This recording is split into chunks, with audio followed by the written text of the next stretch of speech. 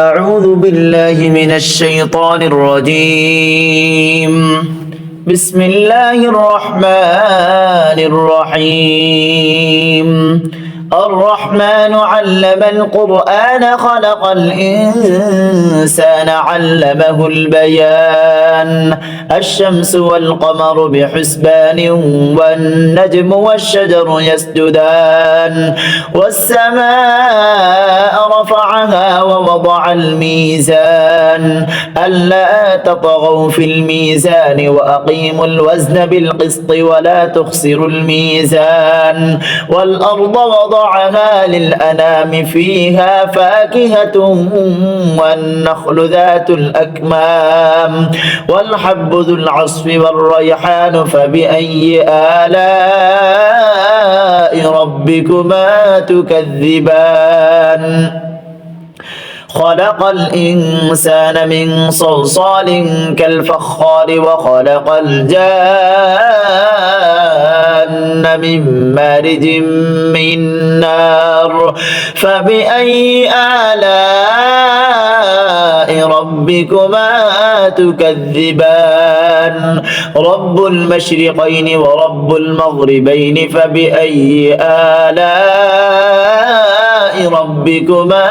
تكذبان مرج البحرين يلتقيان بينهما برزخ لا يبغيان فبأي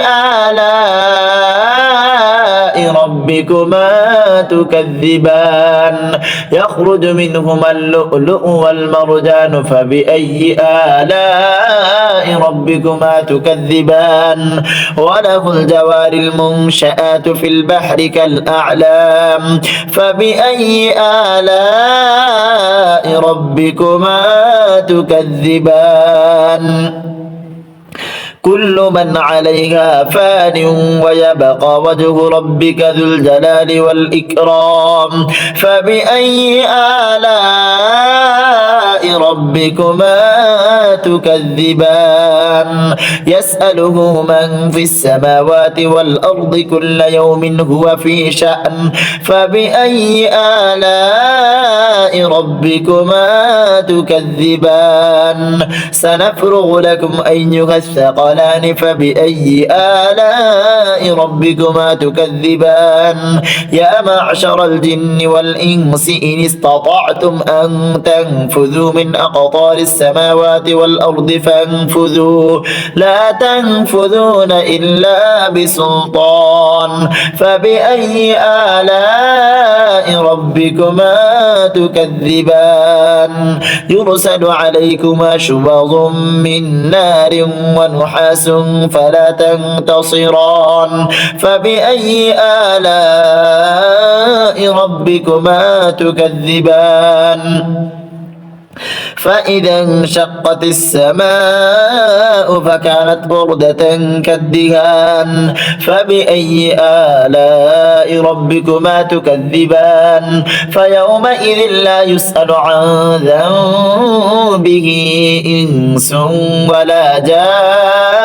جان فبأي آلاء ربكما تكذبان يعرف المجرمون بسيماهم فيؤخذ بالنواصي والأقدام فبأي آلاء ربكما تكذبان هذه جهنم التي يكذب بك المجرمون يطوفون بينها وبين حميم آن فبأي آلاء ربكما تكذبان ولمن خاف مقام ربه جنتان فبأي آلاء ربكما تكذبان ذواتا أفنان فبأي آلاء ربكما تكذبان فيهما عينان تجريان فبأي آلاء ربكما تكذبان فيهما من كل فاكهة زوجان فبأي آلاء ربكما تكذبان متكئين على فرش بطائنها من استبرق وجنى الجنتين دان فبأي آلاء ربكما تكذبان فيهن قاصرات الطرف لم يطمثهن إنس قبلهم ولا جان فبأي آلاء ربكما تكذبان كأنهن الياقوت والمرجان فبأي آلاء ربكما تكذبان هل جزاء الإحسان إلا الإحسان فبأي آلاء ربكما تكذبان ومن دونهما جنتان فبأي آلاء ربكما تكذبان مدهامتان فبأي آلاء ربكما تكذبان فيهما عينان نضاختان فبأي آلاء ربكما تكذبان فيهما فاكهة ونخل ورمان فبأي آلاء ربكما تكذبان فيهن خيرات حسان فبأي آلاء ربكما تكذبان حور مقصورات في الخيام فبأي آلاء ربكما تكذبان لم يطمثهن إنس قبلهم ولا جان فبأي آلاء ربكما تكذبان متكئين على رفرف خضر وعبقري حسان فبأي آلاء ربكما تكذبان تبارك اسم ربك ذي الجلال والإكرام بسم الله الرحمن الرحيم إذا وقعت الواقعة ليس لوقعتها كاذبة خافضة رافعة إذا رجت الأرض رجا وبست الجبال بسا فكانت هباء منبثا وكنتم أزواجا ثلاثة فأصحاب الميمنة ما أصحاب الميمنة وأصحاب المشأمة ما أصحاب المشأمة والسابقون السابقون أولئك المقربون في جنات النعيم ثلة من الأولين وقليل من الآخرين على سرر موضونة متكئين عليها متقابلين يطوف عليهم ولدان مخلدون بأكواب وأباريق وكأس من معين لا يصدعون عنها ولا ينزفون وفاكهة مما يتخيرون ولحم طير مما يشتهون وحور عين كأمثال اللؤلؤ المكنون جزاء بما كانوا يعملون لا يسمعون فيها لغوا ولا تأثيما إلا قيلا سلاما سلاما وأصحاب اليمين ما أصحاب اليمين في سدر مخضود وطلح منضود وظل ممدود وماء مسكوب وفاكهة كثيرة لا مقطوعة ولا ممنوعة وفرش مرفوعة إنا أنشأناهن إنشاء فجعلناهن أبكارا عربا أترابا لأصحاب اليمين ثلة من الأولين وثلة من الآخرين وأصحاب الشمال ما أصحاب الشمال في سموم وحميم وظل